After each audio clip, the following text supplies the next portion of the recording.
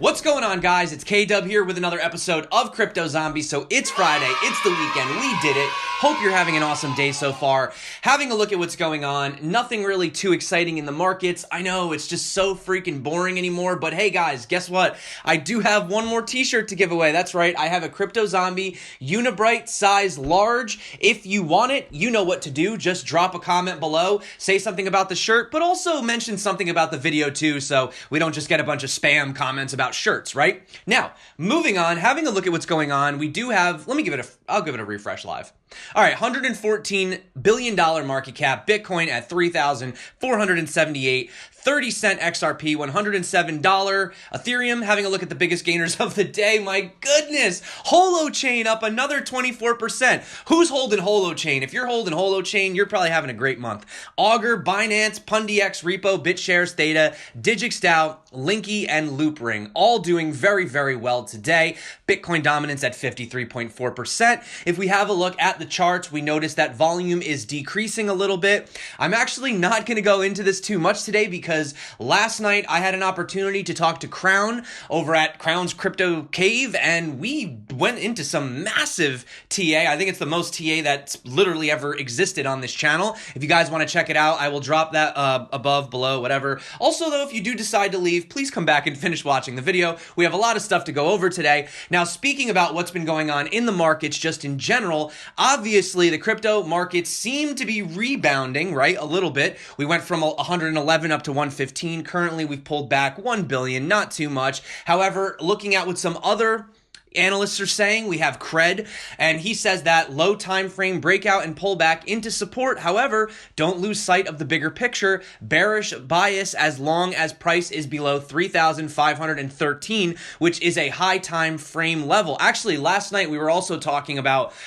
potential bottoms because I was asking him about the 1260 super low JP Morgan, and he actually had a really interesting target number that you guys could check out if you want. But also on here you have Luke Martin. He noted that the price trend of Bitcoin is not showing any momentum or signs of a trend reversal, which may lead Bitcoin to drop to the low $3,000 region and possibly even to the mid 2,000s, okay? Now, scrolling down here, there's another issue too. Major cryptocurrency exchanges are experiencing difficulties with liquidity issues, possibly due to the lack of trading activity in the global market, and one that we've been speaking about, QuadrigaCX, which is one of Canada's largest crypto trading platforms, publicly said it is working to address its liquidity issues by locating its cold wallets, but the firm has not found much success in doing so, which is really weird. They can't find their cold storage wallet. So this is their actual message that they sent out, and you can see right down here, it says, for the past weeks, we have worked extensively to address our liquidity issues, which include attempting to locate and secure our very significant cryptocurrency reserves held in cold wallets, and that are required to satisfy customer cryptocurrency balances on deposit, as well as sourcing a financial institution to accept the bank drafts that are to be transferred to us. Unfortunately, these efforts have not been successful. Further updates will be issued after the hearing. So I'm really sorry for whoever this is currently affecting. I hope that they figure this situation out soon, because this is just a terrible situation to be in, you know? But, you know, you also have several analysts suggesting this week that the crypto winter could potentially intensify and more of these exchanges will be running into problems. However, I do want to point out this tweet from Ariana Simpson. She says, amazing how people outside the space seem to think that crypto's dead. Dev activity is booming. It's 100% a full-time job just trying to keep up with everything. Need more hours in the day. So, two things about this. Number one, people are working around the clock tirelessly. 2018 was the year of building. And number two, the fact that people think that crypto is dead, I think that's great. I think this is great. I think now we can focus on what we're doing, build, and then the next time around, you know, really give them that wow factor, you know? So that's just my opinion on it. I always try to look on the brighter side of things, guys. Now, really quick, just talking about this, you know, having a look at this, you could see on these charts, like most assets, Bitcoin has a 4-year major cycle. These 4-year cycles spend almost 3/4 of the time going up and 1/4 of the time going down. It's a natural ebb and flow process, and the one one thing that we've been looking at is this chart on the Halvening. We talked about this actually last night as well in the video, and we're discussing if May of this year is still the target point for the absolute bottom based on past performance, which doesn't necessarily indicate future results, but it's definitely a good starting point to figure out just where the heck we are on this cycle of Bitcoin. Now, obviously, guys, we got the news about the ETF. Oh, I know, yawn, boring, right? Well, anyway, let's just talk about what's going on. The race is back on to launch the first US Bitcoin exchange traded fund ETF after the Cboe resubmitted its joint proposal with VanEck and SolidX. This is ridiculous, guys. So, the proposal was withdrawn from consideration earlier this month. As we saw, they were saying it was due to the government shutdown. They also decided to kindly remind us that all of their investors are moving their way into gold, which is weird. Why would you just announce that, right? Like, that was another topic of last night. You know, these guys, you don't announce your plays. You know, you don't announce what you're doing. I guess in their situation, they don't really care because they make money either way. You know what I'm saying? It's kind of like an exchange. Whether or not you're buying or selling, they're still taking a cut. So that's one situation. But the most annoying thing about this is that now that they have this, originally they were looking at a February 27th, deadline, right? Which was right around the corner. But now I guess this is a good thing for them. They've extended it another 240 days. But the thing is that the clock hasn't even begun yet for the SEC to make the decision because the rule change proposal hasn't even been published in the Federal Register yet. So that's just something to know. I know nobody cares about the ETF, but that's what we're talking about. But we do have some good news from Fidelity. They said that its cryptocurrency trading and custody platform is in the final testing and process refinement periods. Per the announcement, the firm is currently providing service to a small select group of clients while it continues to build the platform's infrastructure. The firm states, our initial clients are an important part of our final testing and process refinement periods, which will eventually enable us to provide these services to a broader set of eligible institutions. The new company will offer custody and trade execution services for digital assets targeting institutional investors like hedge funds, family offices, and market intermediaries. No, they are not going to be focusing on retail investors. You will not be able to use the service. But in today's announcement, Fidelity notes that its development team has been working with auditors in order to ensure regulatory compliance and adapt existing operational processes to the new cryptocurrency-oriented platform. Also, we have some more good news. Now, this comes from Germany's second largest exchange and the ninth largest in Europe that just launched its new crypto trading platform. Now, this is the Stuttgart Stock Exchange. I believe I might have said that wrong. Launched the crypto trading app Bison today in collaboration with Berlin-based fintech company Solaris Bank. So at launch, Bison supports Bitcoin, XRP, Ethereum, and Litecoin. So Bison is basically designed to reach mainstream investors who want easier access to cryptocurrencies and the markets, right? The app is designed to be highly social and engaging by analyzing about 250,000 tweets from the crypto community to reveal the overall sentiment on the biggest cryptocurrencies. So that's pretty interesting. It's like a news aggregator type thing. Also, this is serious. This could potentially even concern me, so I need to pay attention to this because I use Apple products. So this is a new form of malware that's going around. So if you have an Apple, a Mac, or whatever, maybe you want to listen to this. So CookieMiner, a progression of OS X Darth Miner, is a malware that targets Mac users, stealing saved Google Chrome passwords, iPhone SMS messages, and iTunes backups on tethered machines and more. So along with the cookies, the goal of the malware is to gain access to cryptocurrency exchange accounts. According to Palo Alto, the hackers assume a combination of the stolen data would allow them to bypass the multi-layer authentication that many exchange users set up to provide additional security. So here's the one thing right here, right off the bat, before we even continue with this. It says iPhone SMS messages, okay? So you're definitely going to want to enter your two-factor authentication. You know what I'm saying? The Google thing. Do not use text. Texts are very, very, very easy to breach. You know, people have called the companies literally pretending to be you, and they can get a hold of these things. So definitely use two-factor authentication just right from the start before we even go forward. But they say, if successful, the attackers would have full access to the victims' exchange accounts and or wallet and be able to use those funds as if they were the users themselves. And obviously, as its name suggests, the CookieMiner Malware also installs a cryptocurrency mining feature.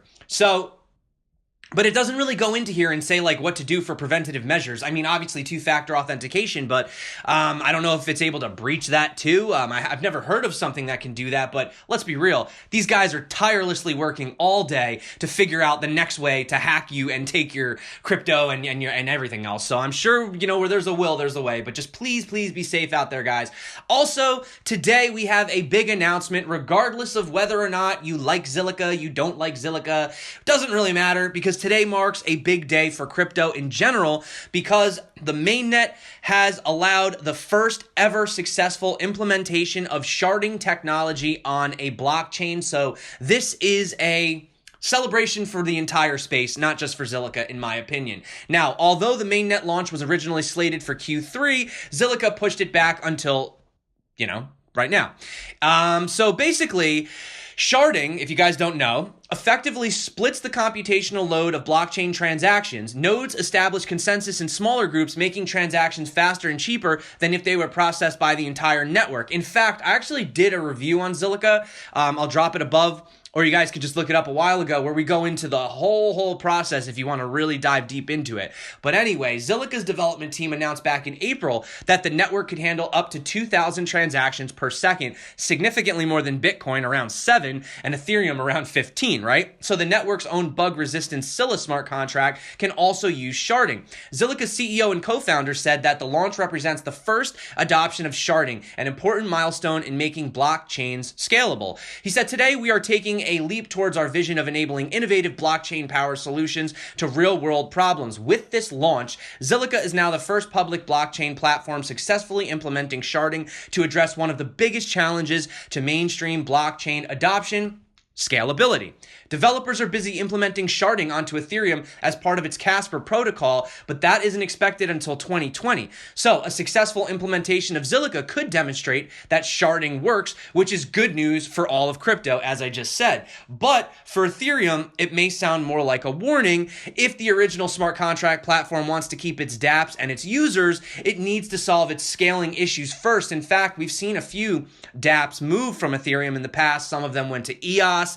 A few of them were actually considering Zilliqa as well. So I just want to point that out. Now, talking actually on the topic of Ethereum, you have Aragon, which is building a second network on the blockchain interoperability protocol known as Polkadot. Now, this is something that we've recently been hearing a lot about. It's not new. It's just people have been getting excited about it. So while the firm stressed that it still intends to launch the Aragon network on the Ethereum blockchain this year, they revealed that at a conference this week that they may also launch Aragon OS, a framework to build smart contracts on Polkadot. The idea is to make most Aragon OS transactions almost free and very optimized so users can seamlessly run DAOs, or decentralized autonomous organizations, in a cheap and fast way. The company is still very bullish, they say, on Ethereum and its ecosystem. In terms of the network, the plans are still to deploy on Ethereum. The idea of launching the Aragon OS is still very early in research, they say. Now, here's some more good news for Ripple and XRP. They've actually been having a pretty good streak of news lately, guys. It's been a lot of positive stuff. So a new financial report from SBI outlines Ripple's focus on tackling international remittance bottlenecks for banks and financial institutions. Meanwhile, according to the report, R3's new Corda settler aims to expand beyond the world of traditional finance by giving a wide variety of companies the ability to use smart contract blockchain technology to move money. Both companies are adopting XRP as a means to move money across borders. R3 recently announced its Corda settler, which uses blockchain technology to settle transactions between crypto and traditional assets. The protocol is using XRP as its first crypto payment rail. Now, we were talking about that the other day too, but meanwhile, SBI CEO Yoshitaka Kitao, maybe, did I say it right? Just gave a speech on the potential impact that Ripple and R3 can have on international payments and on the future of the global payment standard, SWIFT. So they say SWIFT have run out of options. SWIFT have given up on what they can do internally, we have to have a global standard if you use Corda's settler with XRP embedded in it. So that's good for Ripple, for Corda, R3, it's win-win, and we, SBI, are the largest shareholders of both. Massive news, guys, massive news. Now, here's an interesting story, right? Now, we know that the SEC has sent Kik a Wells submission, which is a prelude to pretty much suing them for violating securities regulations via its almost $100 million ICO, okay? So, the letter said the proposed action would allege violations of Section 5A and 5C of the Securities Act. The recommendation may involve a civil injunctive action and may seek remedies that include a preliminary and permanent injunction, disgorgement, prejudgment interest, and civil money penalties. Now, there's a little bit of the plot thickens, but we'll get to that in just a second. So they responded, and Kik said, the staff has never suggested to us that offers or sales of kin involved any fraud or other international misconduct. As such, the issue in dispute is whether any sales or transfers of kin amounted to offers or sales of a security. In other words, whether sales or transfers of kin are within the scope of the Commission's regulatory authority at all. For the reason discussed below, we believe the proposed enforcement action would exceed the Commission's statutory authority and as such would fail. Hence, if you guys don't know what that means in a nutshell, they're basically fighting it. They're saying, no, we're a utility token. We're not going to have it. We're going to fight it, right? So now some people are really digging here, right? But there's this video that came out a while ago. Now, this was on the World Crypto Network. Honestly, I could not find the specific part in the video where he says this because the video is an hour and 5 minutes long, and quite frankly, I don't personally care enough to watch this whole video. But from what they're saying, there is a part apparently in the video where Livingston says we're going to put the kin cryptocurrency inside Kik, and it will become super valuable one day, we think. Now, I personally think this is a harmless statement. It says that it will become super valuable one day, we think. That's pretty much all he said, that we think it'll become valuable. Well, here's where you got to be careful when you say these things, when you're a CEO. So what does the term valuable mean? Well, in my mind, valuable just means something of value. But you can't use a definition to describe a definition. Wait, so I don't know, if you're building a house, a hammer is valuable anyway, long story short, the definition of valuable is literally worth a great deal of money. That's literally the definition of valuable. So if we go back to the video here, basically they're talking about the Howey test. And if you guys don't know what the Howey test is, it's a test in whether the scheme involves an investment of money in a common enterprise with profits to come solely from the efforts of others. If that test be satisfied, it is immaterial whether the enterprise is speculative or non-speculative, or whether there is a sale of property with or without intrinsic value. There's 4 parts to the Howey test. So you have an investment of money exists. The enterprise must involve multiple parties. There must be an expectation of profit or appreciation of the investment, and the effort that makes the money must be the effort of others. So granted, this test is like a dinosaur. How old is it? But that's what they're saying. That's what's going on. Excuse my horrible analogies before. I don't know what the heck I was talking about. Actually, guys, I actually had a really late night last night. I was doing a lot of editing. It was just a really late night, guys. So yeah, but if the video's out a little late today, that's why. So anyway, yes, guys, that's right. Value worth a great deal of money. Now, moving on. So we have a few more stories, and then we're going to get on out of here because, guys, it is Friday. There's not too much happening in the markets right now. It's super boring. But basically, you have Estonia's E-Residency program allowing location-independent non-citizens and firms to access services such as banking digitally. Cryptocurrency firms have particularly embraced the program warmly, with around 600 of them estimated to be registered there currently. Consequently, the Estonian Central Bank Deputy Governor, Madis Muller, says that the program possesses a money laundering risk. So he says there's a money laundering risk with cryptocurrency operations. We've made it almost too easy for these crypto operators now. They get a reputational benefit from their link to Estonia, but we get the reputational risk. So as a solution, Estonian legislators are considering empowering the police to investigate and withdraw licenses from crypto firms if necessary. Additionally, Estonian legislators want crypto firms required to establish a business presence in the country before joining the e-residency program. So yeah, you're seeing some of them be like, yeah, we're like the blockchain haven, Malta, come on. And then other guys are like, whoa, hold on, wait a minute. maybe we should rethink this, right? So it's still going to be a bumpy ride moving forward, guys. These regulations, we're just at the tip. We're just getting started, guys. Also, though, here's some good news. UK crypto liquidity startup B2C2 OTC has received approval from the country's FCA. So a separate press release notes that B2C2, which also provides B2C2, is that like R2D2's long lost uncle or something?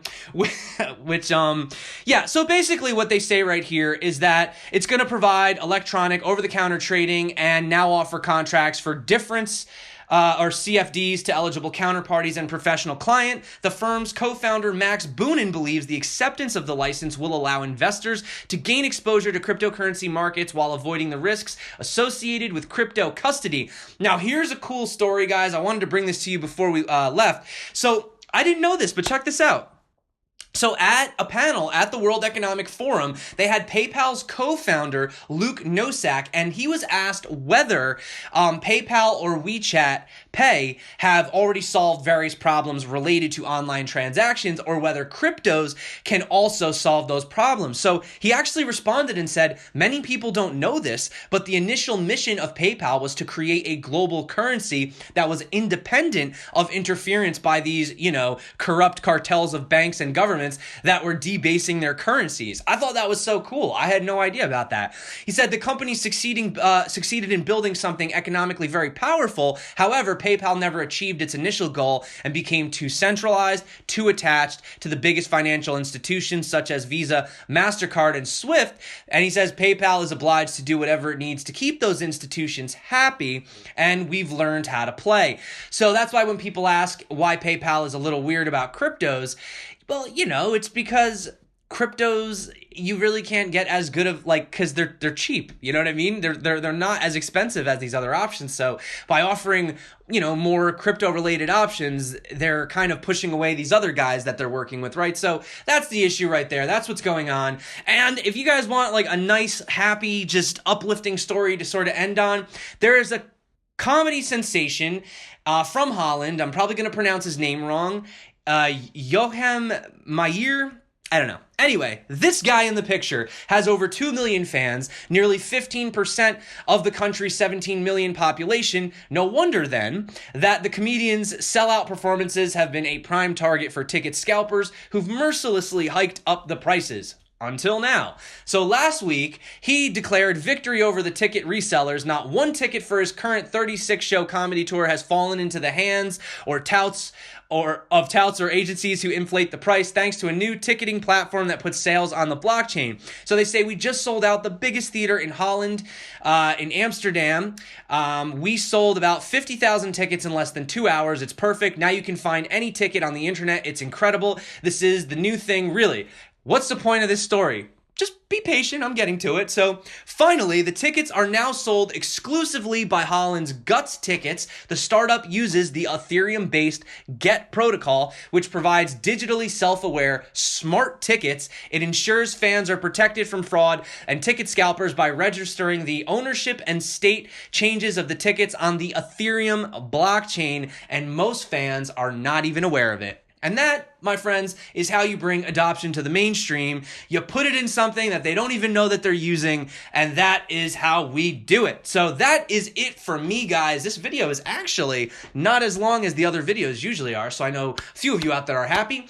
That being said, guys, it is Friday. I hope you are gearing up for an awesome weekend. I personally cannot wait for winter to be over with. I've had enough of this cold weather, both literally and in crypto winter. I just want both of these winters to just be over with. And yeah, that's it, guys. So seriously, enjoy your weekend. Also, shout out to everyone that's been liking, subscribing, commenting. If you guys haven't picked up Ledger Nano S or Ledger Nano X pre-order, you guys know I have links below in the description. If you use them, you're helping to support the channel. It doesn't cost you anything extra, but I do not require anything of you except to simply stop by, say hello. That's good enough for me. So that being said, my name's K-Dub. This is Crypto Zombie. Until next time, stay crypto and peace out.